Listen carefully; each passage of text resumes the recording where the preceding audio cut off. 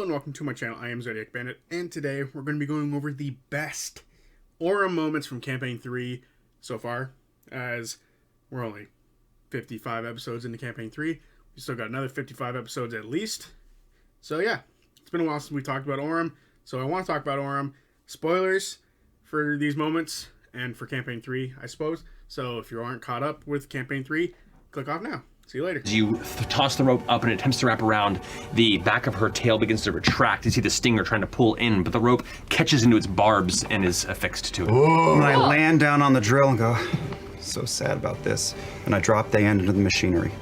Like a tire to grind. Suddenly, the rope begins to be pulled by the internal gears and mechanisms rapidly, and you watch as she, kind of not really noticing and caring, looks back towards the rest before, and you watch her being yanked back towards you. Yeah. If I have any movement, I will dive to the side, but I might not. That was I need you to make a dexterity save. So at number 3, I'm kind of cheating, and I'm going over all of Orym's combat moments, because Orym is a Battlemaster fighter, and it's really cool to watch a martial class be as sort of creative and detailed in their combat as a magical class. Because before Orym, I always assumed, and personally, that magic was much more creative, whereas in, melee classes, you're much more of a run up, slash the guy a couple times. Maybe I have some sort of weird ability I can do on top of that, but for the most part, that's it. But Orym, with this class, is showing off that this is a, something you can do with all classes. You can be just as creative as he was as Caleb, as he is now as Orym, and I think that's great, and I really enjoy it. This moment in particular is one of my favorite moments because he used an item that he literally just bought, as the clip says, and he takes the rope and ties it around the Shade Mother and throws it into a machine. While it has nothing to do with the class per se, it just shows the creativity of the martial class limitations that Liam is under for this character, and I really enjoy it. I am a big fan of taking limitations and showing off how good you can be within those limitations. So him being stuck with the martial class, to me, is really cool, and I've really enjoyed all of the combat, specifically this moment, which is why I show it off. I've actually talked about this moment once before, so yeah, I like this moment, and I like all of Orym's fights because they're very creative and very fun to watch and listen to. Relic for the place. Okay, fair. There's so much to go around. Understood. Well, anyway, this way. Orym, out of old habit, falls in where Derek would, to the right and behind Keyleth, and where Lita then did, and just starts trailing the Tempest. At number 2, I have Orym walking behind Keyleth and Whitestone.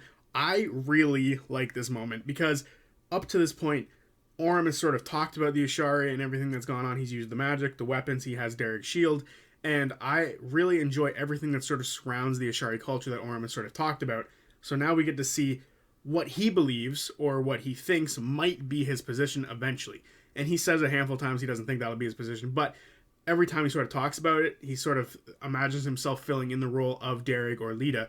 And in this moment, he does. He walks behind Keyleth, and I really enjoy this moment because it's where he thinks he's going to end up when everything sort of wraps up and ends. He thinks he's going to end up being a protector of sorts or one of the fill-in stand-ins for Lita if Lita's not there for whatever moment in time.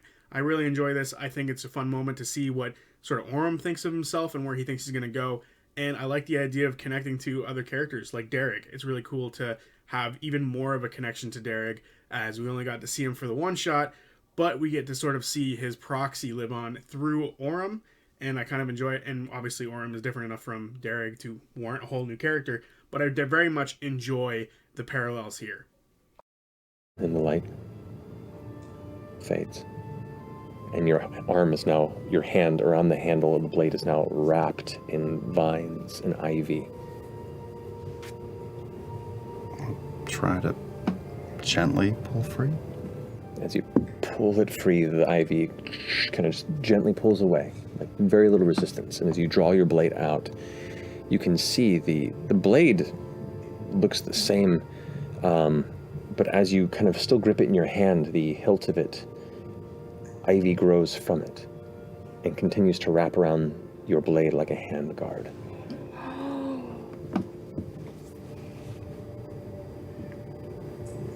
As you look it over, faintly you see this kind of emerald energy, this like faint magical field kind of drift across the edge of it. And at number 1, I have Orym removing his sword from the Wild Mother statue and sort of it becoming Seedling, and before it got its name anyway. I love this moment for a million reasons. Throughout this entire story so far, he's compared himself to Derek, Lita, other members of the Ashari. He's used Ashari magic to sort of wind gust around and hop around all over the place, and he uses Derek's shield and is wearing Ashari armor.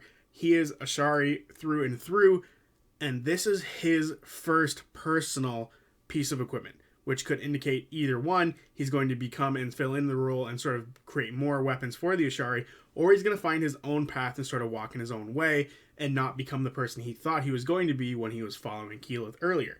I love everything that pulling Seedling out meant, because it was, first of all, a upgrade for himself, and second of all, sort of like an indication that something new might be happening for him, so where he might not necessarily fulfill the sort of Ashari role. Because Lita is still there, he might not become that anyway, but now he has his own path, and what he's doing now as a part of the Bell's Hells is truly more important than what he would do as the Guardian of the Tempest, or the Voice of the Tempest. So I truly believe that this is one of the greatest moments for Orym, because A, like I said, it's an upgrade, and B, it's sort of a signifying thing of a new path for him, because now he's no longer just using Ashari stuff, he's now using his own stuff. And he got to name the sword too, which is always really cool. And there you have it, my favorite Orym moments from Campaign 3 so far. Eventually, like the others, I will make longer videos for them, maybe top 5, and that'll be at the end of the campaign. So let me know what you think down below. What are your favorite Orym moments? And I want to say one more thing before I sign off, which is congratulations to Marisha. She had an excellent performance. She went all 5 rounds. She didn't get the win, but it wasn't about that. It was about proving that you could do something like this, crazy, something crazy like this, having a good time, doing something for yourself, and it takes a bunch of courage to step in the ropes and to fight someone else. It's a pain in the ass. It is frustrating. It's annoying. The prep going into it is annoying. So, very much so, a very cool thing to see, respectful thing to see. Much respect for Marisha from me and from everyone. Everyone should have earned her respect, because that was badass. Pop. She was cool. Fuck yeah. See you guys later.